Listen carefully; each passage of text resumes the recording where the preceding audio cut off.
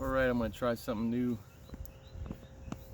I'm reading a book by Brennan Manning called Ragamuffin Gospel, which I love very much. It shows the old sin nature of man prior to and after being saved, trying to walk with God, some of the struggles we have. And Brennan Manning is just a real author, just out there, very transparent. And I love his writing. I've given this book to several people. So if you're looking for a good book to read, The Ragamuffin Gospel by Brennan Manning, I just want to share a paragraph with you. It goes like this. Brennan writes, the good news means we can stop lying to ourselves. The sweet sound of amazing grace saves us from the necessity of self-deception.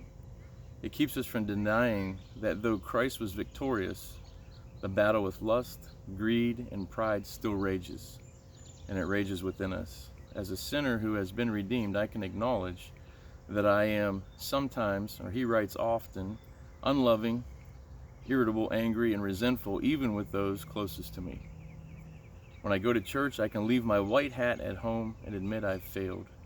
God not only loves me as I am, but also knows me as I am.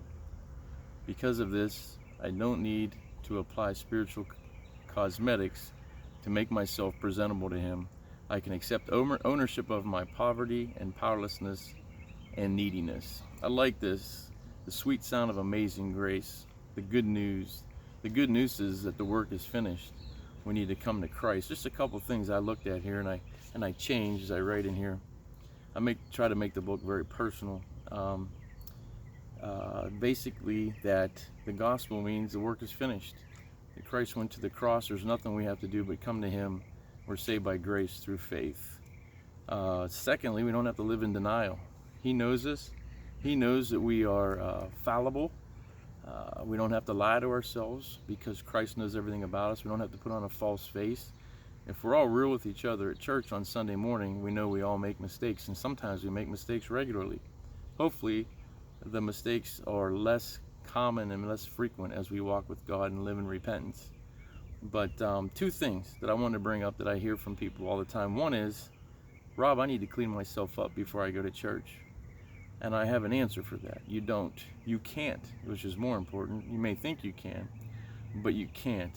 If you wait 50 years from the moment we meet and say, well, when I clean myself up, I'll come to church, in 50 years you'll be just as dirty as you are or were the day we met. The only way to be clean is to come to Christ. Christ does the cleaning.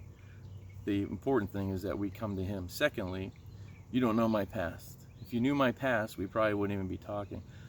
I don't care about your past. As a person, even as a preacher, I'm a sinner saved by grace just like you. Everybody in the church are sinners saved by grace just like you. I think it's 2 Corinthians 6:9 that says, as Paul addresses sin, greediness, homosexuality, adultery, lying, stealing, thieving, living in idolatry, all these things, Paul looks at the people and says, some of you were just like this. The difference between those there that I just addressed and you is that you've been saved, you've come to Christ, you've been washed, and Christ has put his righteousness in your account. It's not your righteousness, it's nothing that you did, it's the fact that Christ placed his righteousness in your account. He says, some of you were just this way. Actually, Jesus said that the sinners and the prostitutes and tax collectors will inherit heaven before the self-righteous. And I like that. Jesus ate with publicans, sinners, and tax collectors. And so you can't clean yourself up. And Jesus says, or God says, I'll forget your past. Forget about the past. Don't dwell in the past. Isaiah 43:18. Don't dwell on your past because we've come to him. And in verse 25 of Isaiah 43, it says that he has forgiven us. He has forgotten our sins of the past. And we should too. I think it's good that we have them in our mind, not to repeat the sins that we've done, and I think that's why they remain in our memory, so we don't do them again, but they're not to condemn us. Because if we've come to Christ, they've been forgiven.